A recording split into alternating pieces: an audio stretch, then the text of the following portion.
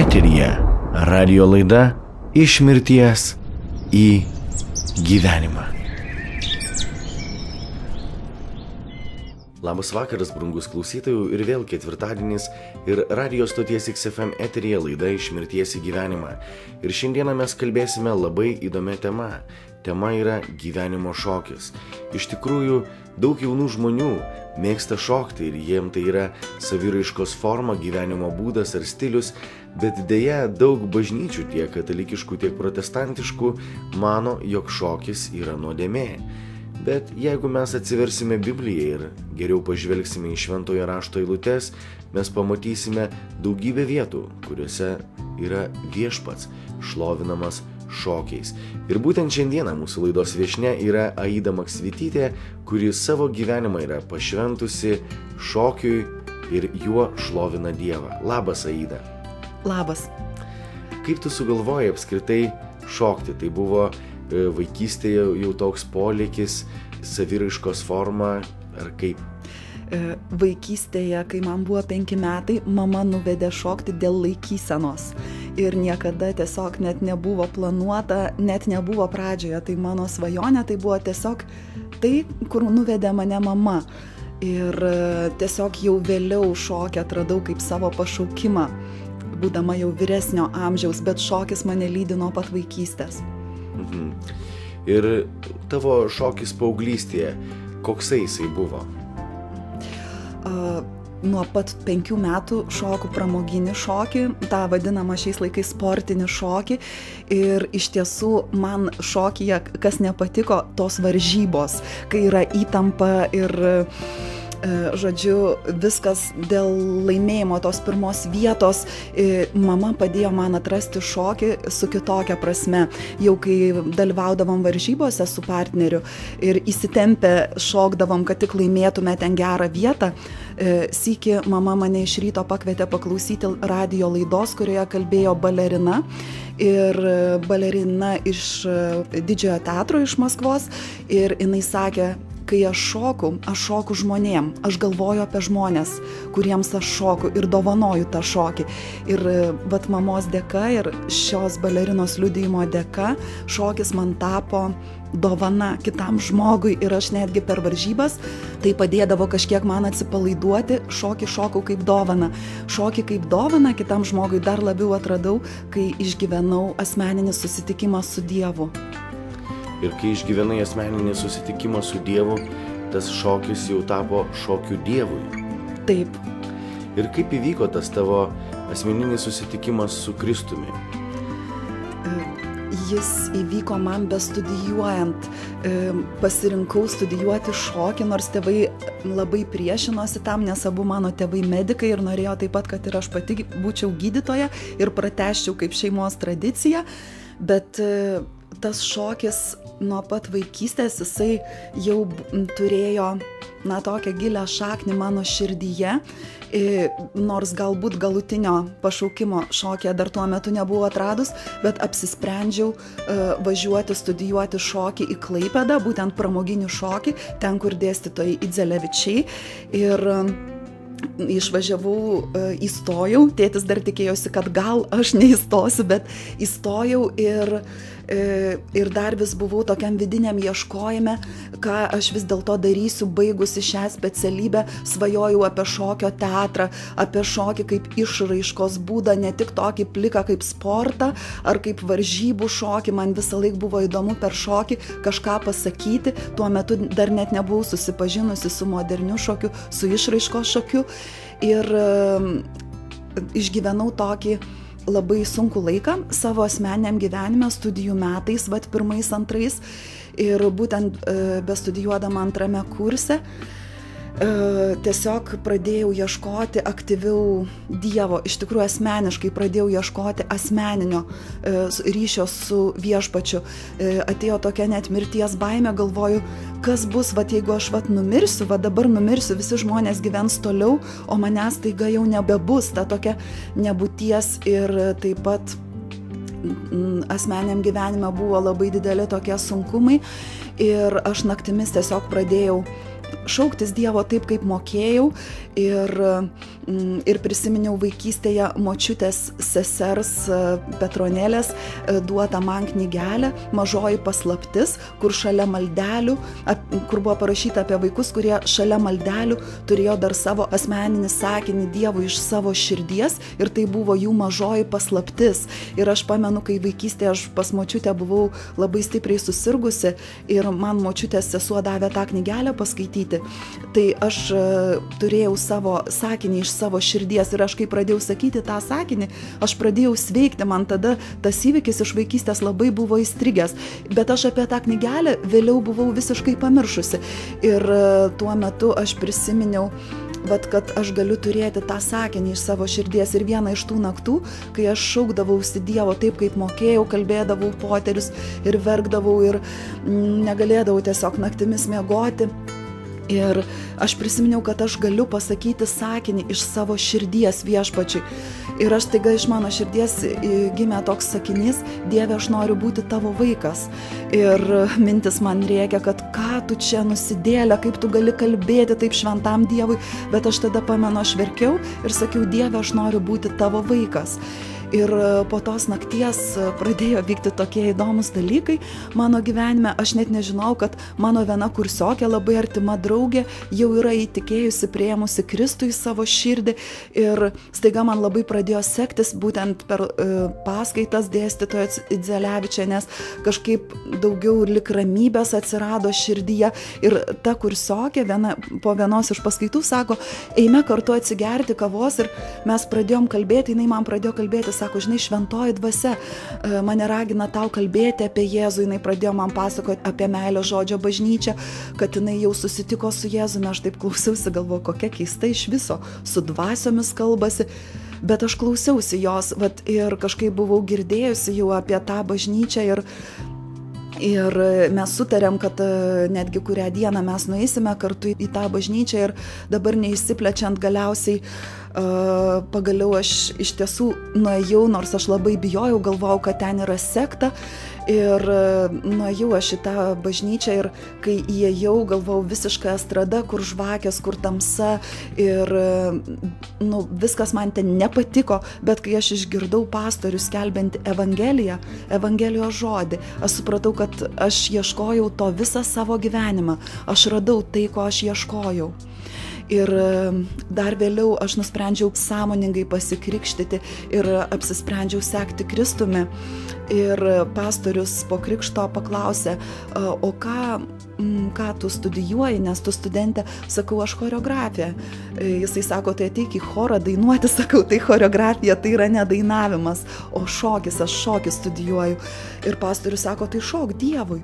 Ir man tada toks buvo, šokau velniui, labai radikaliai šokau velniui, o dabar šoksiu Dievui. Ir tada, bet po to pradėjau galvoti, o kaip šokti Dievui? Koks tas šokis Dievui gali būti?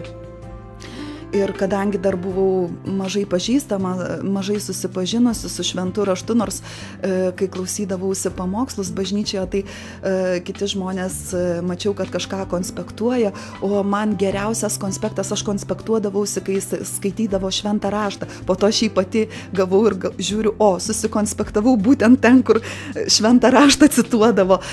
Ir žodžiu, artėjo mano toks kūrybinis egzaminas, kur mes turėjom paimti pramoginį šokį ir tiesiog pastatyti pramoginio šokio kompoziciją.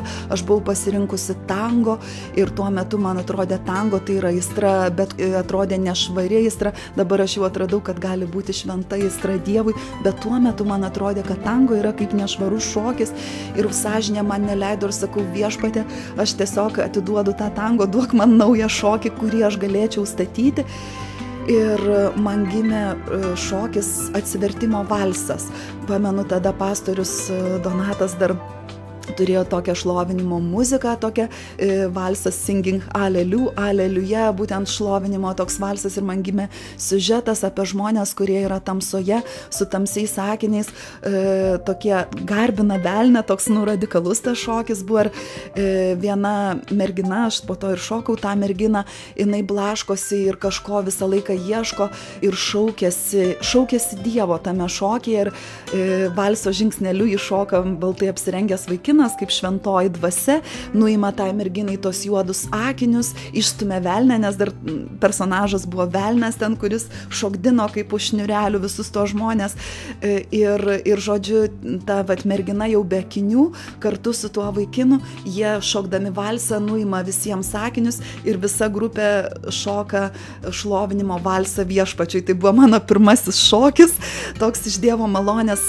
toks galbūt, kaip dėstytojai Dzelevičiai vėliau ir sakė, kai egzaminę pristačiau šį šokį, nes jį ruošiau ant bažnyčios žmonių, kurie beveik neturėjo nei vienas, gal porą žmonių tik praktikos šokyje kažkiek turėjo, pasakė dėstytojas Dzelevičius, širdies daug, technikos mažai, bet sako, jeigu vaikus auklėtume, taip dar tokią knygelę padovanojau tada komisijai, atleiskite, kad aš taip ilgai tylėjau, ten būtent apie gyvenimą su Kristumi ir be Kristaus, ir dėstytojas perskaitė ir sako, jeigu vaikus auklėtume taip nuo pat vaikystės, tai būtų gal visai neblogai. Ir vis tik gavau visai neprastą įvertinimą, kiek pamenu, dėl tos širdies. Ir toks mano buvo pats pirmas toks susilietimas. Ir aš klausydamas tavo pasakojimo apie atsivertimo valsą, faktiškai jį pamačiau kaip vaizdą ir tai turėjo būti tikrai įdomus. Ir aš galvoju, galbūt kada nors ateityje tau reikėtų vėl pastatyti su jūsų profesionaliais šokėjais.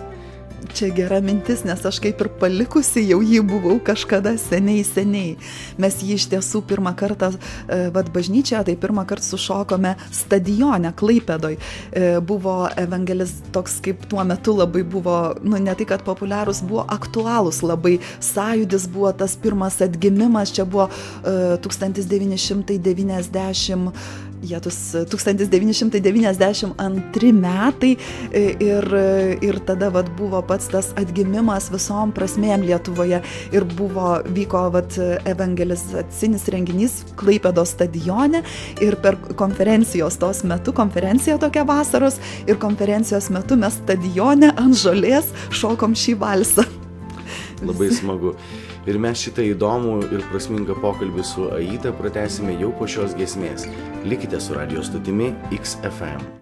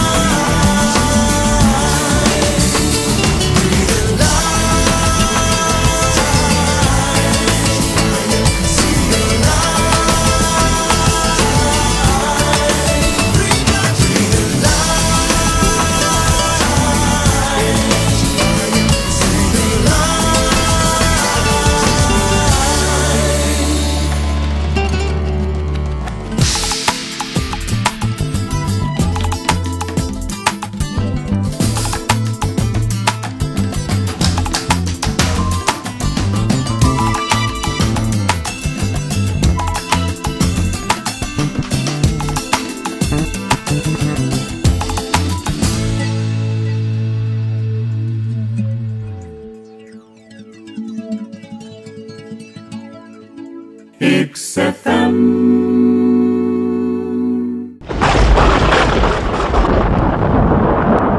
Eteryje radio laida Iš mirties į gyvenimą. Taigi po tokios gražios giesmės grįžtame į radio stoties XFM studiją ir su Aida kalbame apie gyvenimo šokį. Aida, tas kontrastas, gyvenimo šokis ir mirties šokis. Buvai prisilietusi ir prie vieno, ir prie kito. Ką galėtum pakomentuoti šitą temą? Pirmiausia, pradėsiu nuo mirties šokio. Iš esmės, pats šokis, mano manimu, jis yra toks neutralus. Jeigu taip pat grubiai lyginant, aišku, šokis menas, bet grubiai, jeigu palyginus su pinigais. Pinigai irgi, jie nei geri, nei blogi. Žiūrint į kieno rankas jie patenka ir kieno inspiruoti jie, su kokia inspiracija jais yra naudojamasi. Ir iš tiesų šokis kaip menas, negaliu nepasidalinti su viena rašto vieta, kuri man labai jau daug metų kalba, kai Jėzus kalba apie sabatą. Sako, ne žmogus sabatui, bet sabata žmogui. Tai taip pat ne žmogus šokiui, bet šokis žmogui. Tai labai stipriai sugavusi į širdį. Aišku, kai profesionalų šokėjai, jie paguldo visą savo gyvenimą dėl šokio, tiesiog tai yra jų siekinys, jų gyvenimas, tai taip pat ir mano gyvenimas kaip šokėjos buvo labai labai ilgą laiką, bet vis tik ši eilutė kažką tai daro manyje ir dirbant su žmonėmis ir mokant juos šokti, vis lyg girdžiu savo širdyje, kad ne žmogus šokiui, bet šokis žmogui turi tarnauti. Ir dar grįžtant į mano ankstesnį laikotarpį, prieš mano susitikimą su Kristumi, vis tik paliesiu savo tokias pačias juodžiausias savo gyvenimo dienas, kai porą kartų teko šokti ir užsidirbti restorane. Ir vienas iš tų kartų buvo, kai šokdama sportinį pramoginį šokį, ten patyriau tokią partnerio išdavystę. Tai yra galbūt, žiauriai skamba, bet, tokia realybė yra ir kasdienybė sportiniuose šokiuose, darant tą karjerą ir siekiant kažko daugiau toje srityje. Ir aš labai tada skausmingai išgyvenau ir nusprendžiau kurį laiką pašokti. Ten buvo toks restoranas, šaltinėlis ir aš ten šokdavau ten įvairius pastatymus. Tai buvo trumpas laikotarpis, po to jau čia dar 11-12 klasiai, po to aš įstojau, po to išgyvenau susitikimą asmeninį su viešpačiu, jis mane prikėlė gyvenimui, o dar vėl grįžtant į pirmą kursą, tai teko vasaros metu uždarbiauti, būnant studentai, šokant restorane Kuršiai. Tai buvo vienas iš pirmųjų Lietuvoje tokių naktinių restoranų ir aš šokau ten pramoginius šokius. Mes kaip studentai ten uždarbiaudavom ir šokau pramoginius šokius. Ir matau dabar, kad Dievas ir tada jau mane apsaugojo nuo blogiausių dalykų, kas galėjo įvykti man ten šokant, bet tai prisiliečiau prie to mirties tokio kvapo, prie šokio, kuris yra nukreipiamas patenkinti tiesiog gyvuliškiam geiduliam, jeigu taip jau visiškai grubiai sakant, bet taip yra tiesiog. Ir tai buvo tamsiausia pusė ir didžiausias dugnas iš tikrųjų. Ir tai buvo toks šokis, kuris tenkina tamsą.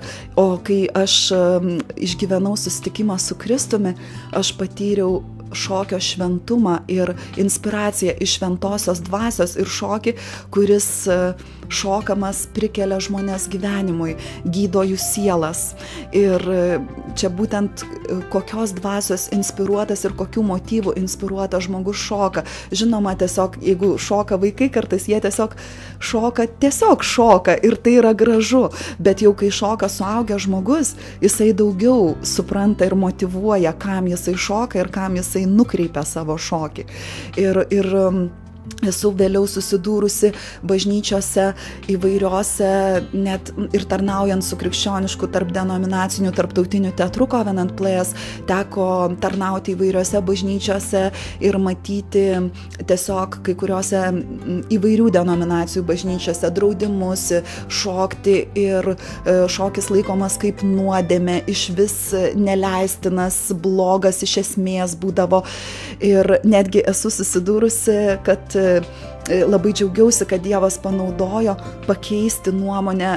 Vis tik vienas kunigas, ten kiek pamenu liuteronų buvo, kur vis tik leido, bet labai atsargiai šokti, bet atėjo paklausti, su kokiu kostiumu aš šoksiu, ar kartais nesu pačka, žodžiu, labai atsargiai visą tai žiūrėjo, bet po to, kai sušokau, sako, taip, sako, aš dabar matau, kad šokis jisai gali tarnauti ir jis gali būti visiškai kitoks, bet esu susidūrus ir labai skausmingai išgyvenau, kai būdavo raginama, atneškite visas dovanas viešpačiui, mes tarnausime menais, ir kai prieinu ir sakau, aš turiu širdį šokį, turėjau tokį ir turiu dabar sūnaus Palaidūno istoriją arba tėvo širdis, sakau, labai, tuo metu tikrai labai turėjau minty tą šokį ir sakau, va, aš galėčiau tą šokį sušokti, pasižiūrėjau, sako, na mes tai už šokį, bet mūsų tarpe yra tokių brolių, kurie prieš šokį yra ir mes negalim tau leisti šokti.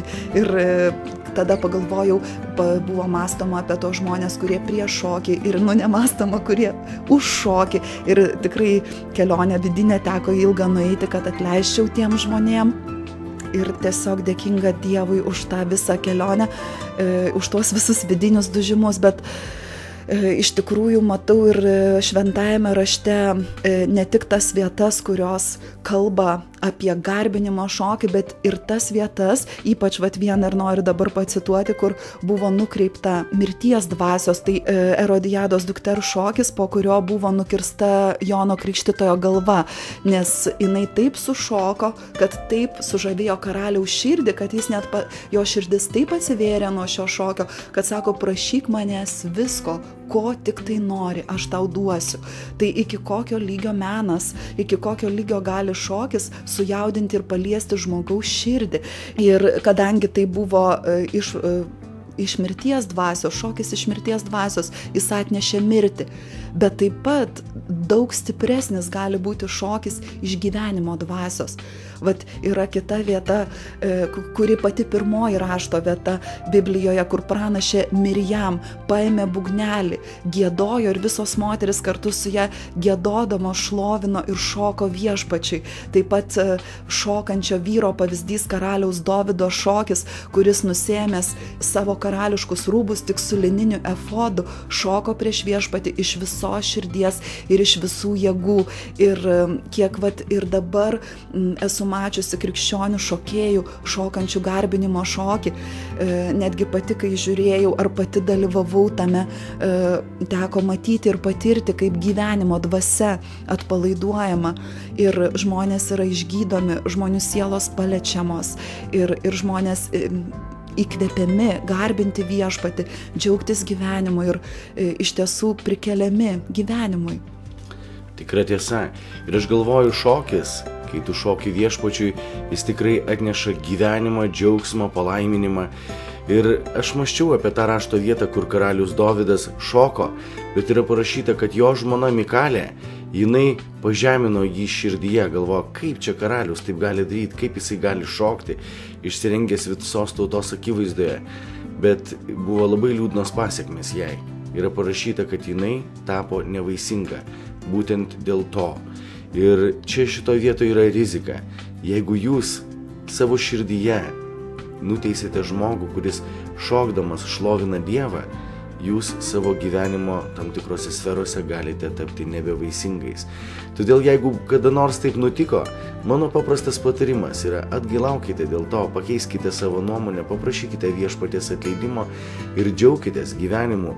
Džiaukitės tais, kurie šlovina viešpatį šokdami, ir jeigu patys norite, tiesiog prisijunkite prie šlovinimo šokio. Ir apie tai mes pakalbėsime jau po šitos giesmės. Likite su radio stotimi XFM.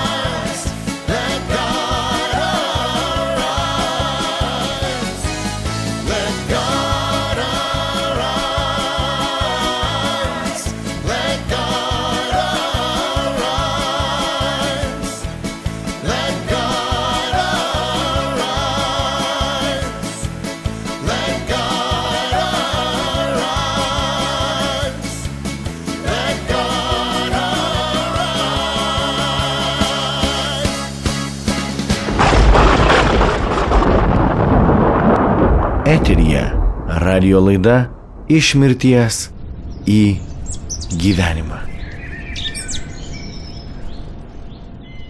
Dievo karalystė yra teisumas, ramybė ir džiaugsmas šventojoje dvasioje.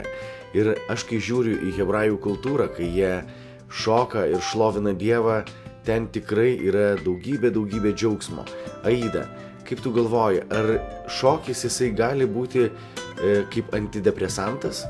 Taip. Tvirtai esu įsitikinus, nes dar studijų metais esu patyrusi išlaisvinančią šokio galią. Mano labai gera draugė Teresė, su kuria mes kartu tikėjimo kelionėje ir šokio kelionėje esame, dar iki šiol nuo studijų metų jinai gynėsi savo diplominį darbą, būtent bažnyčioje, ir ruošė tokį darbą su psalmėmis ir šokiais. Ir buvo vienas labai sunkus momentas, kai mes buvom abi labai prislėgtos ir labai liūdnos ir turėjom vesti šokio repeticiją ir mėtėm vienan ant kitos tą repeticiją ir atrodė, kad iš vis net nėra vidinių jėgų ją pravesti, o repeticija buvo būtent šokio pagal Karmeno dainą Džiaugsmas, džiaugsmas, apie viešpaties džiaugsmą. Ir iš paskutinių jėgų sakau, na gerai, pravesiu aš tą repeticiją, jau per sukastus dantis atėjo žmonės, pradėjom vesti tą repeticiją ir net nepajutau kuriuo momentu, bet baigėsi repeticija, aš buvau pilna džiaugsmo. Visas tas sunkumas, kuris slėgė jau visą beveik savaitę, visas liūdesys, jisai buvo dingęs. Ir Teresė ir aš buvom pilnos džiaugsmo. Ir aš jau tada pagalvojau, čia buvo 1995 metais, aš jau tada pagalvojau, viešpatie, kai aš baigsiu studijas, jeigu aš turėsiu savo grupę ar studiją, jinai vadinsis Džiaugsmas. Mano požiūriu, kad pavadinimas Džiaugsmas yra tobulas. Ir aš turiu vieną gerą bičiulę, kurios vardas yra Ana Džiaugsmas. Jinai beje dalyvavo kažkada mūsų laidoje ir liudijo apie atrastus žodžius, atrastus amžinojo gyvenimo žodžius. Ir jinai šiuo metu dirba tokį darbą, jinai valo patalpas ir valydama jinai šoka. Ir atranda iš to labai daug džiaugsmo. Ir aš kai išgirdau tą pavadinimą studijos Džiaugsmas, galvoju, kai Ana išgirs šią laidą, tai labai ją pradžiugins. Nuostabu, man tai labai yra artima tiesiog melstis vat ten, kur tu esi, visų kuo, kaip tu gali. Ir žaviuosi iš tiesų, net man primena vieną vienuolį, kuris, būdamas virėjas, jisai bendrauja su viešpačiu ir jisai meldžiasi tokiu būdu savo kasdienybėje tiesiog. Ir iš tiesų šiokį tokį paradoksą vidinę prasme išgyvenu, nes aš taip pat per šokį einu ir tokią vidinę išgydymo kelionę ir matau, kaip šokis liečia ir gydo žmonių sielas, tai tenka sukurti šokių tokių kaip Rauda ir dalyvavome viename renginyje, kur mūsų šokių grupė Džiaugsmas šoko šokį Rauda, tai pradžioje žmonės juokėsi, nes paradoksaliai skambėjo šokio studija Džiaugsmas, šokis Rauda, bet po to žmonės verkė, nes, iš tiesų... Bet verkė iš džiaugsmo? Verkė iš to vidinio palietimo, iš to, kad tikiu viešpats palietė jų širdis per tą šokį. Ir iš tiesų šokiu tikrai galime bet kada įsijungti šlovinimo muziką arba patys giedodami, melsdamiesi savo kambarėlyje, šokti viešpačiui. Galbūt tai bus rankos pakelimas, galbūt tai bus atsiklaupimas, galbūt tai bus 2 žingsniai. Visas mūsų kūnas sukurtas šlovingai ir nieko gėdingo jame nėra. Ir visas mūsų kūnas gali šlovinti viešpatį ir tai yra labai stipri jėga. Aida, tu minėjai apie gydančią šokio galią. Pasidalink daugiau. Pirmasis mano labai stiprus, apie patį pirmą, aišku, jau kalbėjau, kaip gimė Džiaugsmas. Kitas labai stiprus mano išgyvenimas buvo, kai patekau į šlovinimo šokio seminarą Jūrmaloje, vedė krikščionių šeima, pastorius ir jo žmona choreografė, kurie dabar grįžo atgal į Ameriką, ir tuo metu iš įvairių šalių buvo atvykę krikščionys šokėjai. Ir šoko viena šokėja modernų šokį šoko viešpačiui ir aš visą tą šokį praverkiau, supratau, kad viešpats tuo metu gydo mano sielą, būtent tik stebint jos šokio maldą. Paskui dar buvo atvykusi viena profesionalių baleto šokėjų šeima, kurie šoko šokį apie Dievo žodį, kaip Dievo žodis juos lydi ir veda per gyvenimą. Ir aš žiūrėdama tą šokį taip pat buvau labai paliesta ir sustiprinta ir padrąsinta savo širdyje.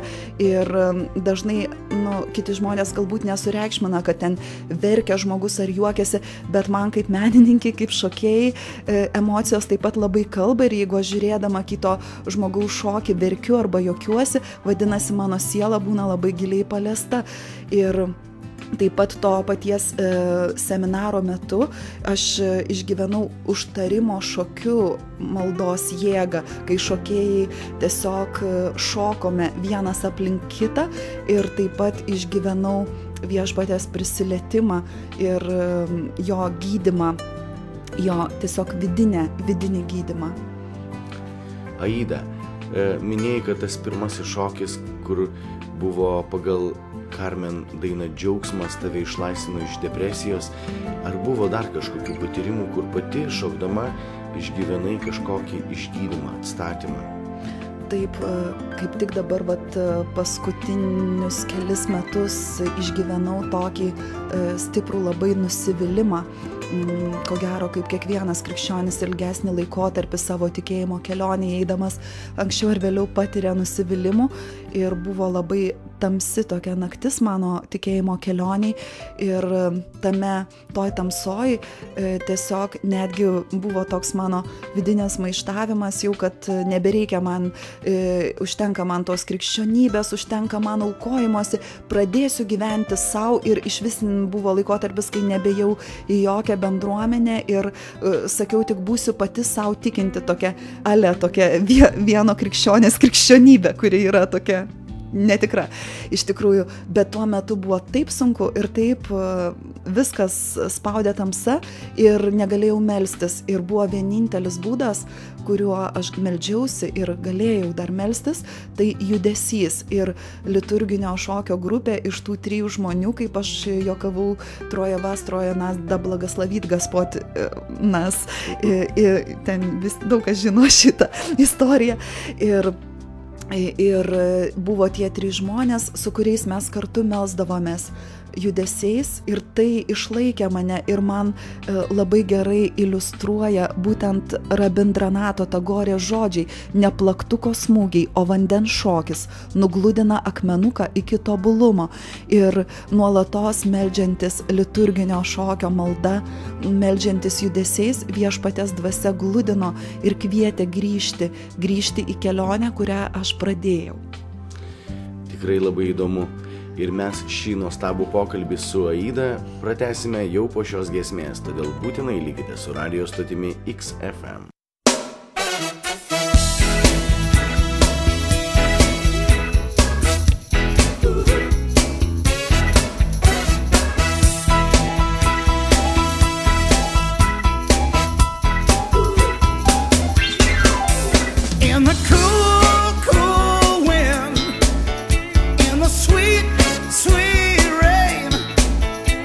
I thought I heard your voice, heard you call out my name.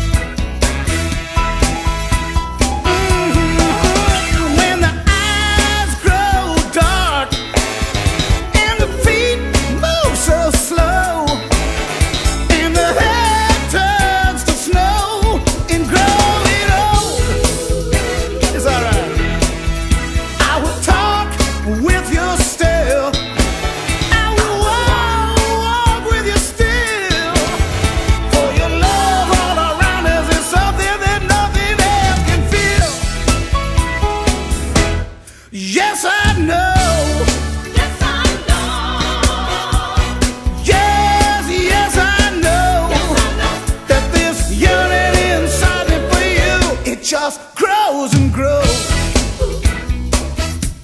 Grows and grows.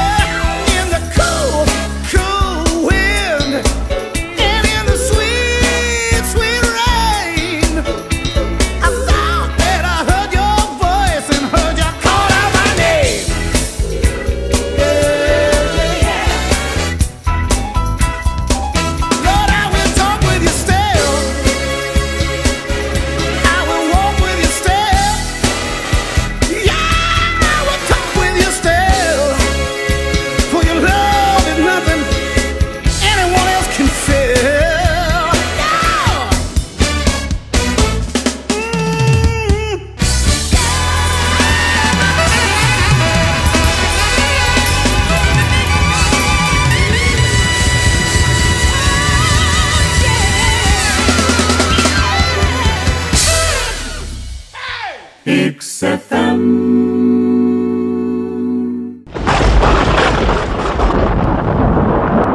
Eteryje radio laida Iš mirties į gyvenimą. Taigi grįžtame į radio stoties XFM studiją ir bendraujame su Aida apie gyvenimo šokį.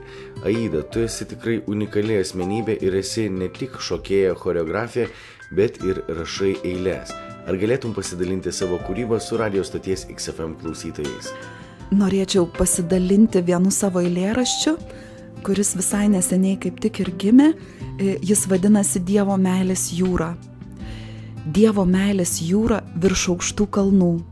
Dievo meilės jūra slėnių žemumų. Kai regiu tave mažame laše, noriu šokti tau savo širdyje. Leisk priglausti veidą prie tavo širdies ir išgirsti šauksmą meilės ir vilties. Leisk sušokti šokį ten virš sutemų ir įžiebti viltį prie širdies langų. Leisk tekėt po kojom skaidriu upeliu, atgaivinti sielas po sausros audrų. Leisk išgirsti šauksmą spengiančioj tyloj, apkabinti lūpas gęstančias kančioj. Tavo meilės jūroj leiski būt lašu, įsiliet ir gimti tavyje šauksmu, keltis ir gyventi, eiti nepaliaut, į gyvybės miestą mylimojo laukt. Iš tikrųjų nuostabus ir gilūs žodžiai. Mane palietė ir tikiu, kad palietė daugelį mūsų laidos klausytojų.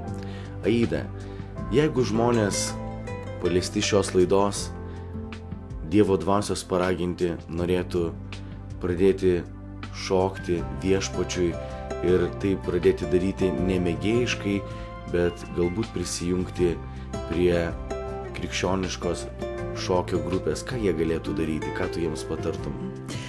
Pirmiausia, tai norėčiau pakviesti šokti kiekvieną žmogų, kuris galbūt iš vis niekada nėra šokęs ir galbūt galvoja, kad aš jau per senas šokti arba per jaunas šokti, bet norėčiau, va taip, bet ko gero negalėčiau, nesugebėčiau, bet yra toks noras va šokti viešpačiui, tai norėčiau pakviesti į liturginio šokio grupės, kurios šiuo metu yra dvi.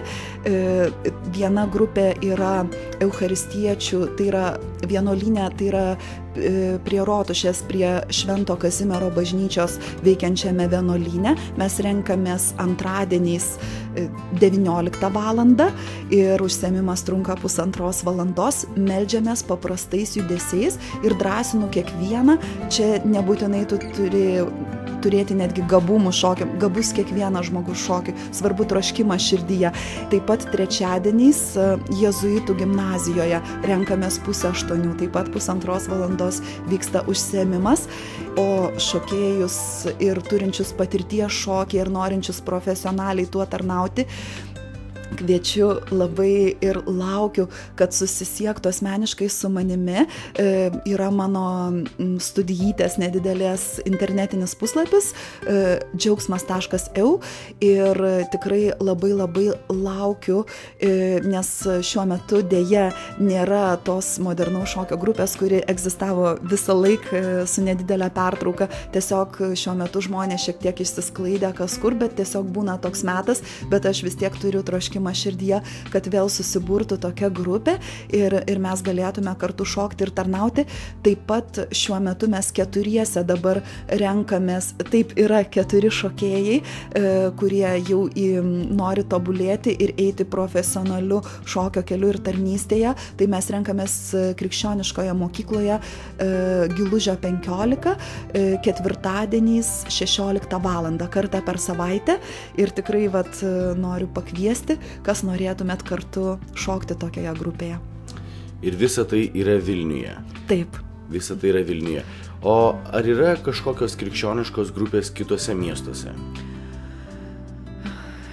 Šiuo metu, tiek kiek aš žinau, tai nelabai teko girdėti. Vyksta Kaune seminarai, organizuojami Gyvenimo ir tikėjimo instituto Talita Kum Šok pagal knygą išėjusią lietuvių kalba Talita Kum Šok, bet tai yra tokie daugiau vienkartiniai seminarai. Taip pat yra krikščionių šokėjų tikrai ir Kaune, kuriuos aš asmeniškai, mes esam tarpusavėje asmeniškai pažįstami. Taip pat Vilniuje yra dar tokia kaip menų ir filosofijos teologijos mokykla Portikas, kur choreografė ir šokėja šokio pedagogė veda Gilija Žukauskienė užsiėmimus Vilniuje, bet Vilniuje yra, džiaugiuosi. Tai tiek kol kas, kiek aš žinau, galbūt dar yra, teko girdėti, dabar nepamenu to miestelio Lietuvoje, kur jie tiesiog turi savo šokio grupę, viena iš protestantiškų bendruomenių turi savo šokio grupę ir jie per pamaldas šoka, tiesiog kaip šlovintojai šlovina, šokėjai taip pat šoka. Tai yra ir mano svajonė, kad kada nors nuolatos būti tokioje tarnystėje, kartu tarnauti šokiu šalia, kartu su šlovintojais, kurie giesmėm šlovina Viešpatį. Pirmasis turbūt tavo šokis, kurį buvau matęs, tai buvo Sielų festivalyje kartu su Arūnu Raudoniumi ir vienu mimų aktoriumi. Jūs atlikote Aklo Bartimėjaus istoriją. Kokių dar yra siužetų tavo sukurtų, surežisuotų šokių? Vienas iš man pačių brangiausių tokių išgimdytų kūrinių, tai mūsų bendras darbas, nedidelis šokio ir dailės spektaklis Kelionė su skulptoriumi ir dailininku Jonu Grunda. Ir iš Dievo malonės jo premjera įvyko Austrijoje menų festivalyje ir nekartą esam rodę Lietuvoje. Ir būtent Jonas, jisai gyvai piešia, o aš gyvai šoku. 15 maždaug minučių spektaklis. Ir tai yra apie žmogaus kelionę šitoj žemėje ir jo susitikimą su Dievu ir išėjimą, kaip mes kiekvienas gimstam ir pradedam rašyti į švarų popieriaus lapą ir išeidami iš šios žemės mes paliekam pėdsakus, kurie liečia kitus žmonės. Tai dar vis iki šiol man vienas iš pačių brangiausių. Man labai brangu, kad tenka bendradarbiauti su kitais menininkais, kad dalyvauti tokiuose projektuose, kurie apjungia muziką, dailę, pantomimą, kaip mes 3 atlikom, Aleksas, Arūnas ir aš, Bartimėjų. Taip pat pirmieji mano siužetiniai šokiai pradėjo gimti dar betarnaujant su krikščionišku teatru Covenant Playas. Tai pirmasis šokis buvo šokis seniems žmonėm apie seno žmogaus kelionę ir susitikimą su Kristumi, kuris niekada nepalieka. Ir taip pat yra, kaip jau minėta, sūnaus Palaidūno istorija, yra šokis Erelis, kurį sukūriau pagal apsakymą. Apsakymas maldoje, gimė apsakymas apie erelį narve ir po to laisvėje. Ir po to gimė taip pat ir šokis Erelis. Vaikams esu sukūrusi nemažai šokių. Pirmasis toks trofėjinis šokis Jonvabaliai nešantis šviesą naktyje. Vaikai neša šviesą. Ir, gal jau ir užtek šiam kartui. Iš tikrųjų labai įdomu ir aš galvoju, kad jeigu jūs šiandieną klausėte šios laidos ir jūs norėtumėte kažkokiu būdu bendradarbiauti, galbūt jūs kūrite muziką, o galbūt piešiate, o galbūt šokate, o galbūt filmuojate ar kažką darote, šitie dalykai, kai jie apsijungia Dievo šloviai, tai yra nuostabu. Todėl aš jūs tiesiog raginu nueiti į internetinį puslapį www.džiaugsmas.eu arba galite rašyti mums radio stotį XFM elektroninį laišką gyvenimas@xfm.lt. Mūsų laida jau eina į pabaigą, mes dar pasiklausysime vienos giesmės ir neužilgo grįšime į studiją, todėl likite su mumis.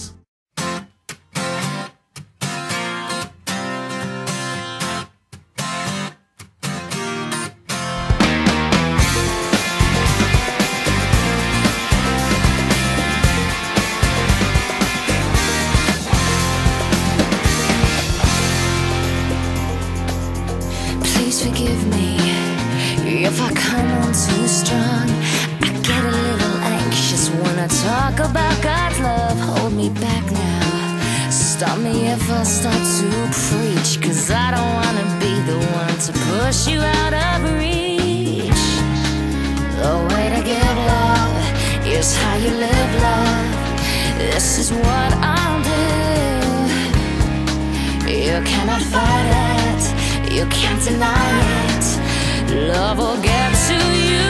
Don't wanna get up in your face, don't wanna put the pressure on, don't wanna make you run away, just wanna show you love. Don't wanna beg you to believe, don't wanna take you for a ride, don't wanna sell you anything, just wanna show you love. Show you love, just wanna show you love.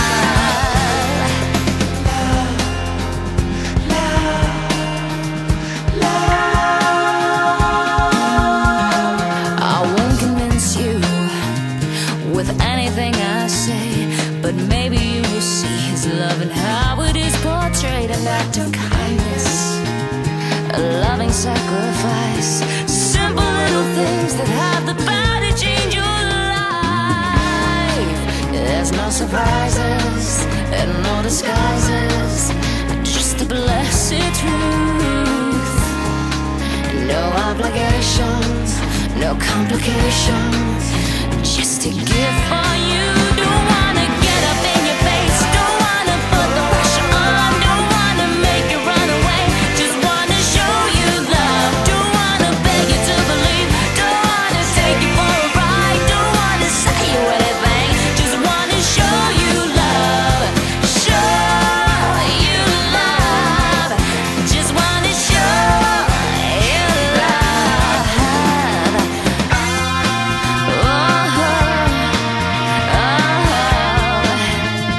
Love's gonna get you.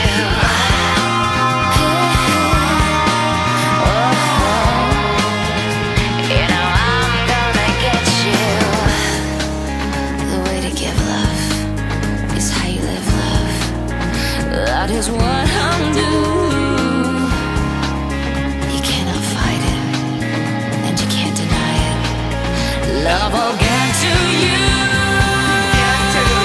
Don't wanna get up in your face, don't wanna put the pressure on, don't wanna make you run away, just wanna show you love. Don't wanna beg you to believe, don't wanna take you for a ride, don't wanna say you anything, just wanna show you love. Show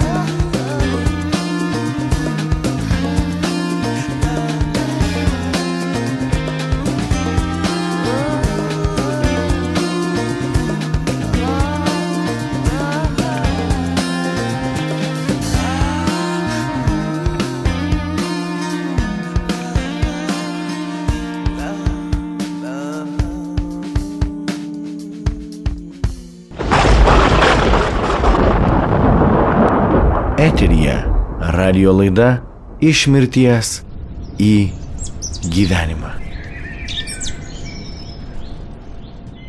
Taigi grįžtame į radio stoties XFM studiją ir šiandieną labai įdomi laida su Aida Maksvytytė apie gyvenimo šokį jau eina į pabaigą. Aida, ką norėtum palinkėti radio stoties XFM klausytojams? Kiekvienam žmogui norėčiau palinkėti prisikėlimo iš mirties į gyvenimą, kaip pagal knygos Talita Kum šok išleistos lietuvių kalba pavadinimą. Ir taip pat yra toks liturginis šokis, kai mes ateiname pas Kristų, eidami per mirties šešėlio slėnį ir Kristus kiekvienam sako: Talita Kum, kelkis gyvenimui, ir mes keliamės gyvenimui, priimam gyvenimą ir pavedam savo gyvenimus jam ir einam gyvenimo kelioniai, šokdami gyvenimą. Mes galime šokti gyvenime, mes galime džiaugtis gyvenimu ir mes galime save išreikšti per šokį ir tuo pašlovinti Dievą. Ir aš linkiu taipogi kiekvienam atrasti save. Jeigu jums patinka šokti, jūs taip ir darykite, šokite viešpačiui, nes nieko gyvenime nėra geriau, kaip daryti tai, ką tave yra pašaukęs daryti viešpats. Ačiū tau, Aida, kad šiandieną dalyvavai mūsų laidoje. Tikiu, kad šita laida yra didelis palaiminimas daugeliui klausytojų. Ačiū tau labai. Ačiū taip pat. Jeigu jūs palietė šitą radio laidą, būtinai susisiekite su mumis elektroniniu paštu gyvenimas@xfm.lt arba paskambinkite telefonu 862049777. Taipogi, jeigu norite pasidalinti savo gyvenimo istorijomis ir ką viešpats Jėzus yra padaręs jūsų gyvenime, susisiekite su mumis. O mūsų radio laidų archyvą galite rasti interneto svetainėje www.dievovaikai.lt. Rašykite mums atsiliepimus, skambinkite, klausykite radio laidas bei dalinkitės jomis. Laidos kartojimas jau šį sekmadienį 16 val. O aš su jumis susitiksiu kitą ketvirtadienį 19 val. Ačiū Jums, kad klausėte ir kad esate su mumis. Sudie.